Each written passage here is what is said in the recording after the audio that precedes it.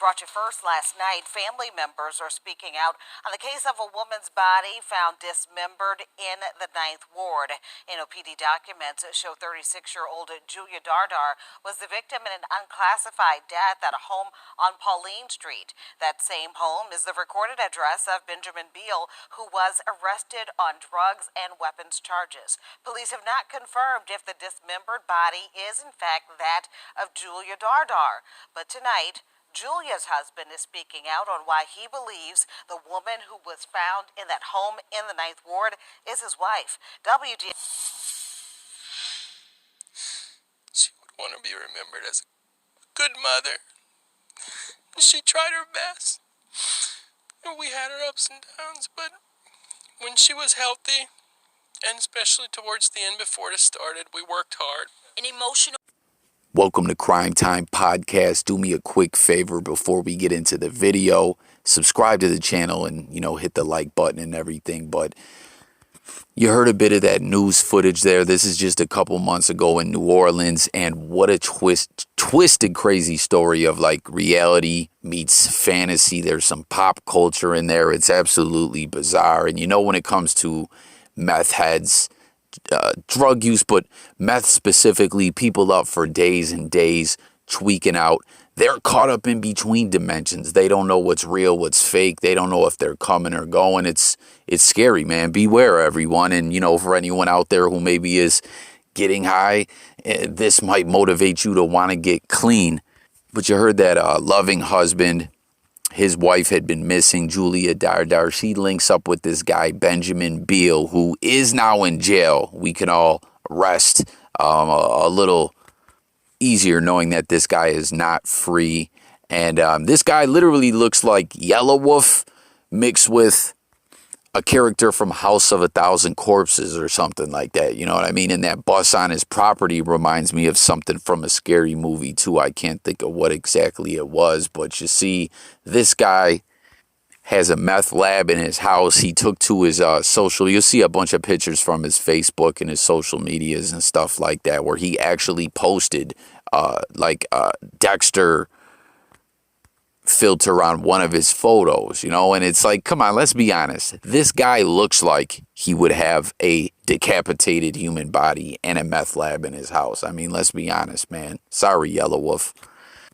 But anyways, the husband said the mom was a pretty decent mom. She was a mechanic. She wasn't perfect, but she got a taste for that meth somewhere along the line, and it got worse and worse to the point, it caused relationship problems, with her in the family, and she split at some point and was missing, and shacks up with this Benjamin Beale, the Yellow Wolf, the Yellow Wolf lookalike who watched too much Dexter. He was like, hey, she was probably buying the meth off him to begin with, and at some point of her going over there to cop her drugs and hide out, from her family, the guy said, hey, fuck it, you can just move in with me. And as we could see, that is a horrible mistake because her family just wanted her to get clean. You know what I mean? Drugs are bad. We know this. And when I say that, I'm not judging people. I've been down a bit of a couple different roads in my life. I never was, doing meth or anything like that. But what I'm trying to say is I'm not looking down on people, So anyone who is out there doing this shit, try to get yourself clean because it's going to go bad at one point or another. I'm not saying that this is definitely going to be the outcome, but it's never going to be good. So anyways, in February, the missing persons report was out. The husband that was on the news there said she'd been missing since December 23rd, right before Christmas. And at some point along the line, I don't know if he had tried to contact this Benjamin Beale guy or something like that. I'm sure he was aware that there was a missing persons report out. He decided to go down. This guy's a real genius. He decided to go down to the police station and make a missing persons report of his own. He gave a different date. His story wasn't really adding up to the police, as I'm sure. I mean, based on this guy being a tweaker with a meth lab in his house, that's not too hard to imagine. And, the police are asking him some questions as they felt like this guy didn't even really seem to care that this woman was missing.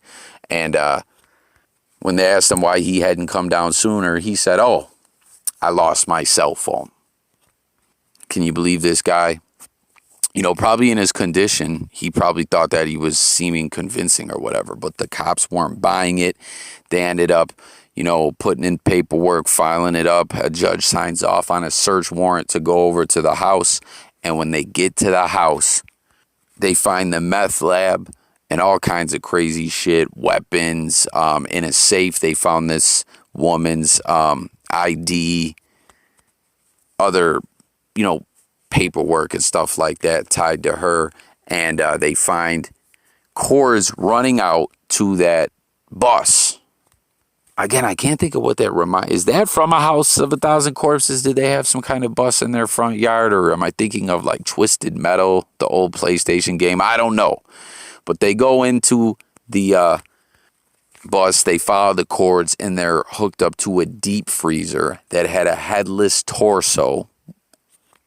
And close by, they find a Coleman, like, ice box. You know what I'm saying? Like one you would bring to a cookout that you throw some beers and ice in or whatever. And they go in there and they find the saw, a reciprocating saw with blood, bits of flesh, and all kinds of stuff on it. But they only find the torso, I believe, and they got the saw, everything, and they're like, okay, this guy killed this woman. This guy was watching too much Dexter, doing too much meth, and butchered this woman up like a real life episode of Dexter. So they arrest him. They take him into custody. He's not being cooperative. But you want to know something that's so nuts about this? He wasn't charged with the homicide. He had obstruction of justice in the missing persons report for not cooperating and going down there with his fake ass report. He had some weapons charges, as it stated. He had weapons and illegal weapons and stuff like that in the house. The drug charges for the meth lab and everything, but not her homicide because they couldn't determine that that was her yet. They had to do testing on the body. But what's crazy to me is, regardless of whose body it is, right, there's got to be some kind of charge you get hit with tied to some kind of homicide, I guess, you know what I mean? Just for having butchered human remains in your house. But, as everyone can guess, and the husband already knew it himself, this obviously was this woman's remains. Testing came back, and he has been charged. He already knew, and we all already knew. So the guy was charged with the homicide. On top of those other charges, they upped his bail from $400,000 to $1.4 million. I'm surprised they just didn't say no bail. You know what I mean? You had a meth lab in your house with a woman butchered up in a bus outside. And you know what's crazy is we only hear about the torso. I mean, there was some other body parts, I think they said. But no head. No head. Isn't that sick? I wonder what he did with the woman's head. And they determined, from the testing that she was killed by blunt force trauma and strangulation. But that's pretty much all the update that we have at this time. He went to court early in March, I believe. But no real update since then. But isn't that fucking crazy, man? Real life Dexter meets Breaking Bad in New Orleans, where, some woman who caught a taste for that meth and decided to move in with their dealer, and it ended in the most horrific, horrible way. That's some crazy shit, man. So, once again, take that moment, subscribe to Crime Time Podcast if you haven't done so yet. Join the comments. Let's talk about this. Stay tuned. We'll definitely update you on this story, as well as a lot of other true crime content. Leave them drugs alone and beware of the tweakers. Michael Dardar, as he thinks about his wife Julia and how he feels she would want to be remembered. Dardar reported Julia missing in December. He and their 2 daughters had a feeling something was wrong. Weeks later, and the 36-year-old was named the victim in an unclassified death here in the 9th Ward along Pauline Street. That's according to NOPD documents.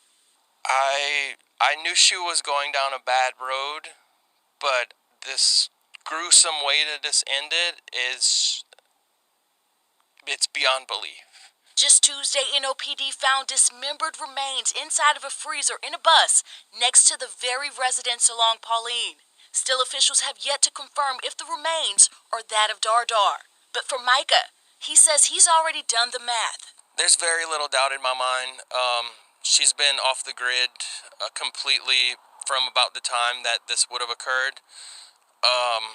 She didn't try to contact the children on Christmas, which even in her state of mind, I believe she would have. Dardar says his wife was addicted to crystal meth.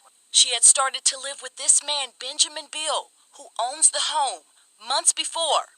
Beale has since been arrested on several charges, including weapons and drug charges in the case.